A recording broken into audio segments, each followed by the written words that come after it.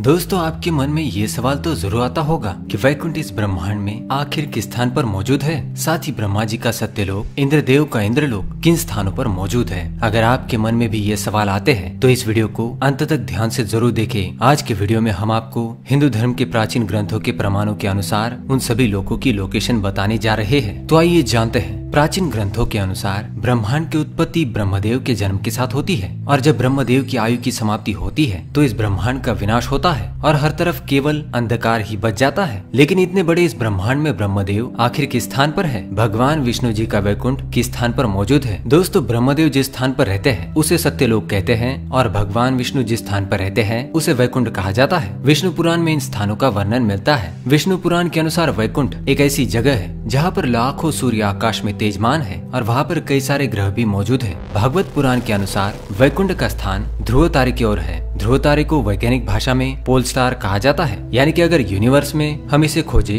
तो यह स्थान है उर्सा माइनर कॉन्स्टेलेशन, जिसे नक्षत्र कहा जाता है। इस कॉन्स्टेलेशन में सूर्य से भी लाखों गुना तेजवान सितारे मौजूद है। ये कॉन्स्टेलेशन उत्तर की ओर स्थित है। ध्रुव तारे की पृथ्वी से दूरी है 433 प्रकाश वर्ष। अगर हम इसे किलोमीटर के हिसाब से देखें तो यह होता है 4 पद्म, 10 नील, 40 खरब किलोमीटर, यानी कि 4 क्वाड्रिलियन, 104 ट्रिलियन। मतलब 4 के आगे 15 शून्य लगाओ, इतना अंतर होता है। ये तो पृथ्वी से ध्रुव लोक का अंतर हुआ। ध्रुव लोक के ऊपर 1 करोड़ योजन यानी कि 12 करोड़ 29,53,881 किलोमीटर के बाद आध्यात्मिक जगत में स्थित है महारलोक के ग्रह। ये महारलोक स्वर्गलोक का एक भाग है जहाँ पर ब्रह्मांड की सदकर्म करने वाली आत्माएं वास करती है। पुराणों के अनुसार जो लोग सामान्य व्यक्ति की तरह जीवन व्यतीत करते हैं तथा किसी के साथ बुरा व्यवहार नहीं करते, वे लोग मृत्यु के पश्चात इन ग्रहों पर जाते हैं। इन ग्रहों पर जीवन रमणीय होता है, मन को शांति देने वाला प्रकृति का नजारा होता है। यहाँ पर जाने वाले जीव स्वयं को पुण्यवान समझते हैं। यहाँ पर रहने वाले जीव तृप्त रहते हैं और कभी दुखी नहीं होते। अब दूसरा लोक है जनलोक। महारलोक के ऊपर 2 करोड़ योजन यानी कि 24 करोड़ किलोमीटर के पश्चात आता है जनलोक। जनलोक के ग्रहों पर जाते हैं पुण्य करने वाले लोग जो स्वयं के स्वार्थ का त्याग कर हमेशा दूसरों की मदद करते हैं। वही लोग जनलोक के ग्रहों पर जाते हैं। ये स्थान बड़ा ही तेजस्वी होता है। यहाँ पर जाने वाले मनुष्य स्वयं देवताओं का दर्शन कर सकते हैं। स्वर्ग के देवताओं को देखने का भाग्य इन ग्रहों पर जाने वाले लोगों को मिलता है। इसके बाद आता है तपोलोक। जनलोक के बाद 8 करोड़ योजन यानी कि 98 करोड़ किलोमीटर के बाद स्थित है तपोलोक। इस स्थान पर जाने के लिए बहुत ही कठिन परीक्षा देनी पड़ती है। यहाँ पर केवल साधु, ऋषि मुनि और सन्यासी ही जा सकते हैं जो जीवन के सभी सुखों का त्याग कर केवल ईश्वर की आराधना और सत्कर्म करते हैं। वही लोग इस स्थान पर जाने के योग्य होते हैं। यह स्थान स्वर्गलोक का सर्वोच्च स्थान माना जाता है। यहाँ पर जाने वाले लोग स्वयं स्वर्ग के देवताओं से मिल सकते हैं। यहाँ पर ब्रह्मांड की अनेक ऊर्जाओं को नियंत्रित करने वाले देवी देवता रहते हैं, जैसे कि वरुण देव, अग्निदेव इत्यादि। तपोलोक के पश्चात आता है सत्यलोक। तपोलोक के ऊपर 12 करोड़ योजन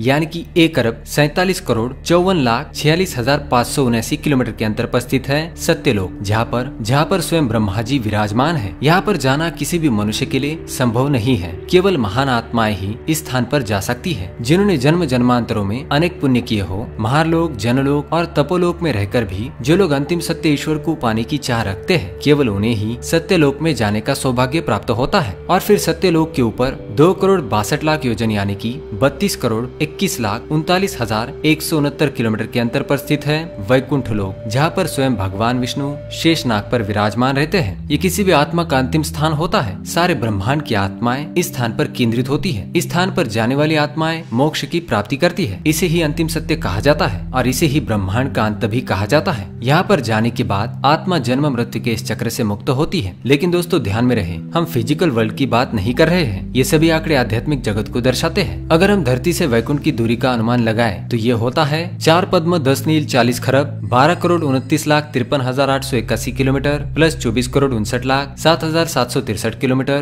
प्लस 98 करोड़ 36,31,052 किलोमीटर प्लस 1 अरब 47 crore 54,46,579 kilometre plus 32 crore 21,39,169 kilometre. इन सब का मिलाकर होता है 4 पद्म, 10 नील, 40 खरब, 3 अरब 15 करोड़ 78,444 किलोमीटर। यानी कि आप देख सकते हैं कितना दूर है वैकुंठ हमारी पृथ्वी से। अगर हम आज की टेक्नोलॉजी के आधार पर यहाँ से वहाँ तक जाने की कोशिश करेंगे तो हमें कितना समय लगेगा, इसके बारे में जानते हैं। आज की टेक्नोलॉजी के आधार पर हम 39,000 किलोमीटर प्रति घंटे की रफ्तार से अंतरिक्ष में ट्रैवल कर सकते हैं। अगर इस जिस रफ्तार से हम वैकुंठ को जाएंगे तो हमें 10,52,30,85,000 घंटे लग सकते हैं, मतलब 12 लाख से भी ज्यादा साल लग सकते हैं। इसलिए दोस्तों आज की टेक्नोलॉजी से हम वैकुंठ कभी पहुंच ही नहीं सकते। तो दोस्तों ये था धरती से वैकुंठ तक का सफर। टेक्नोलॉजी के आधार से तो हम कभी वैकुंठ लोक पहुंच ही नहीं सकते, लेकिन आध्यात्मिक मार्ग से हम वहाँ पर क्षण भर में पहुंच सकते हैं। इसलिए हमेशा अच्छे कर्म करो, स्वयं भगवान ही आपको उस स्थान पर ले जाएंगे। तो दोस्तों यह जानकारी आपको कैसी लगी हमें कमेंट्स में जरूर बताएं। इस वीडियो को देखने के लिए आप सभी का धन्यवाद करता हूँ। हमारे चैनल को सब्सक्राइब करें ताकि आप और भी जानकारी वाले वीडियो देख सके। धन्यवाद।